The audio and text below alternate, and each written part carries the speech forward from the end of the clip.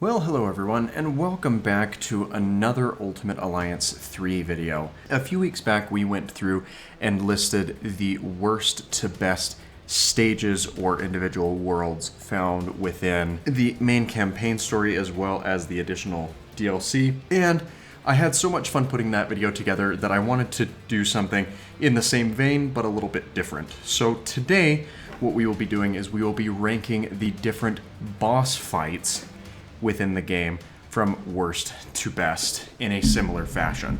Now, this is going to be an undertaking that takes me a couple of weeks to do, but that's simply because it will be a once per week installment. So today we will be looking at the worst boss fights in the game, and these will be ordered based off of my own opinion.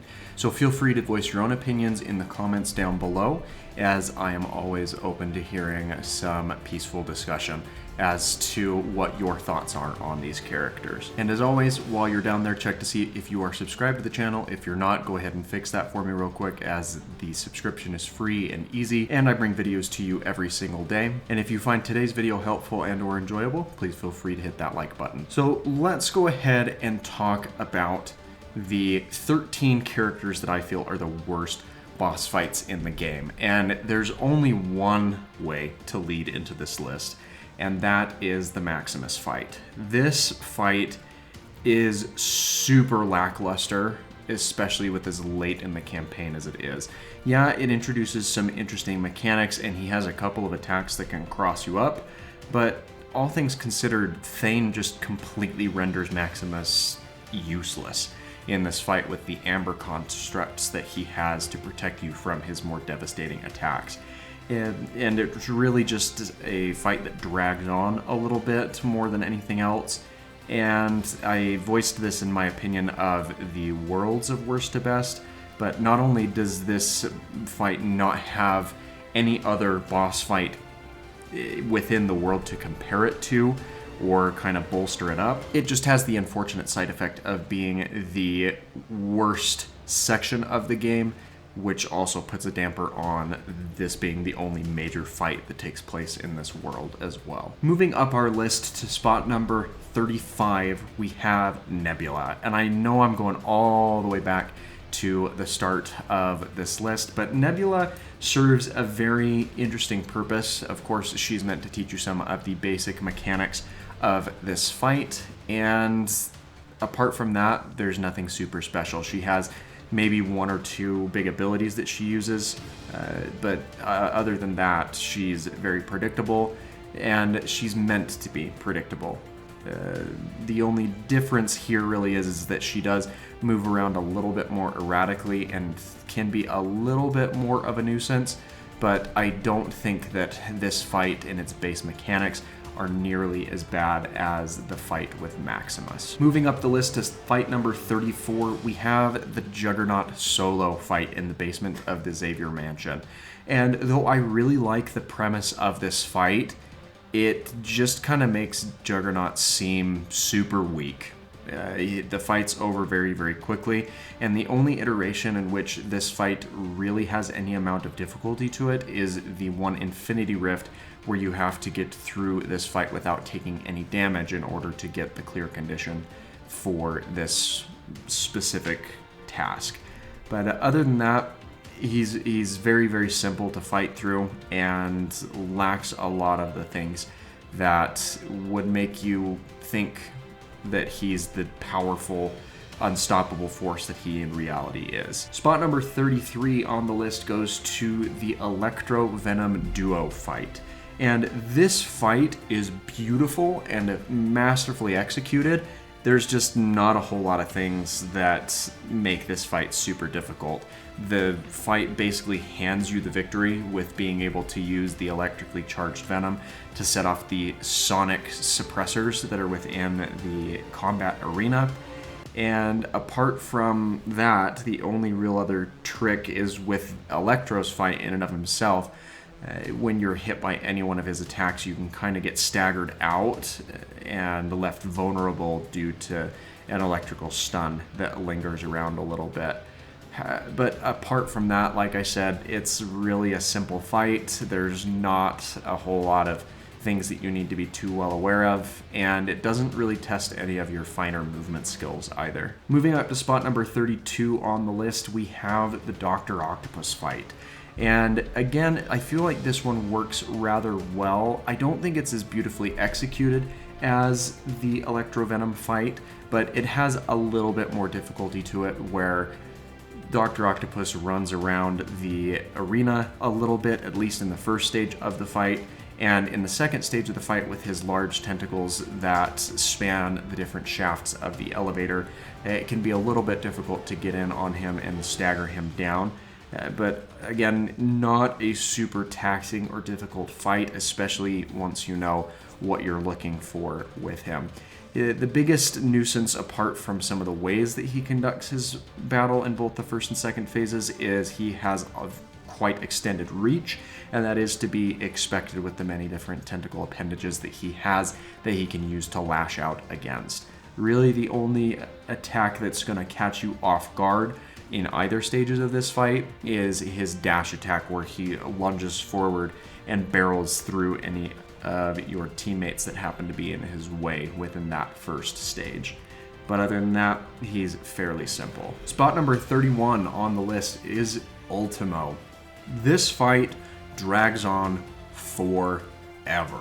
And yes, it does have some increased difficulty compared to the rest of it, based off of the occasional laser blasts that Ultimo sends across the battlefield once you make it up to the rooftop to actually combat with him, based off of the decryption cannons that are atop the facility. But in addition to that, he's just got a very, very large health pool, and the only way that you can deal damage to him is using those cannons once you've depleted all of the minions and Ultron bots that are being sent in to kind of deter you from that fight. But this fight, it takes like 4 minutes, and that's assuming that you are routinely and efficiently breaking through the many different characters, and there's a rift that expects you to do this in 5 minutes or less. It's a tedious fight, to say the least, and makes things a little bit more of a hassle than it really has to be. And I would have liked to have seen a little bit more versatility added to this fight if we were to consider placing it any higher on the list. Moving into spot number 30, we have Bullseye. And Bullseye is, well, hot-headed. He talks a big game, and admittedly, he can be quite annoying to fight because he is very agile. He gets around different parts of the battlefield quite quickly and efficiently, and in addition to that, he doesn't miss. I mean, that's a part of his character description. There's not really an efficient way to get away from his attacks, especially if you've broken down a lot of the display cases that are in the arena where you actually conduct combat against him. It's just a very difficult fight to get away from if you're not careful and cautious. So it's interesting. I like the way that it was drawn up and the way that it performs, but apart from that, it's just kind of pitiful. At spot number 29 on our list, we have the fight against Loki. And Loki is teased very early on in the story. If you watch through any of the cutscenes, he is initially teased at the end of the Kingpin fight in the Shadowland section, and then he doesn't show up again until the Dark Dimension, which is a couple of worlds later. And with that type of an introduction, you would expect his fight to be quite difficult, but in reality, it's fairly straightforward. Yeah, he has a couple of tricky attacks that can cross you up, especially the ice attack that he uses, where in the second phase he will freeze you in place and then crash down on top of you. But once you know to look for that, he telegraphs those attacks very obviously, and it's quite easy to get around it, especially if you are familiar with the way that that fight takes place. It can be a little bit overwhelming when he pulls in his shadow clones, but the main antagonist that you're looking to take down will always be outlined with that health bar, which you can cross-compare with the health bar that's at the top. So you can far and away ignore all of the different clones that he pulls in to aid him in that fight. At spot number 28 on our list, we have the Infinity Sentinel. And this would be a lot higher on my list if it weren't for the fact that Sentinel cores exist. And there are Sentinels that jump into this fight as additional challenges, but if you focus on taking out some of the Sentinels, you can then throw the core right into the Infinity Sentinel and deal massive amounts of damage, especially if the Infinity Sentinel is staggered out in the middle of that fight.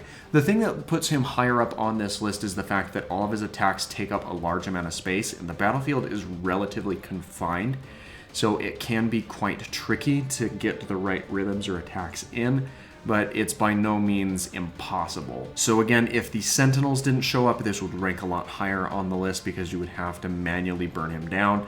But based off of the fact that they do come in to help and you then get access to the cores, which you can use to your advantage, it knocks the difficulty of this fight down significantly. And the final fight that we have to talk about in today's video is the Red Skull fight. Now, the reason that Red Skull is as high on the list as he is within the main story quest, the Red Skull fight also entails the Destroyer armor. And this is a very interesting twist that is given to Red Skull, which I think actually makes things quite fun with how this fight works. I really like the way that this combat is constructed, where you are encouraged to take out other grunt-type characters to power up your own teammates with the use of the Rainbow ISO 8 crystals that are dropped to inflict any sort of meaningful damage onto the Destroyer armor. So that is a quite little fun gimmick that is added to this fight that boosts its level of difficulty in the overall things. If it were just the Red Skull fight on its own, he would easily be the bottom of this list, even being more of a lackluster fight than the Maximus fight.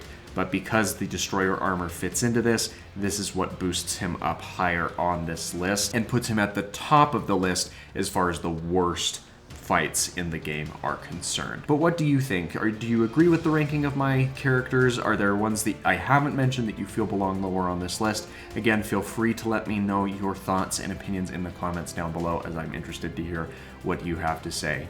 We will revisit this idea next week as we look at the middle tier of the difficult fights and finish up the series the following week with the most difficult fights in this series. So again, if you enjoyed today's video, please feel free to hit that like button and subscribe if you've made it this far and you haven't done so already. Thanks again for watching, and I hope that you have an absolutely fantastic rest of your day.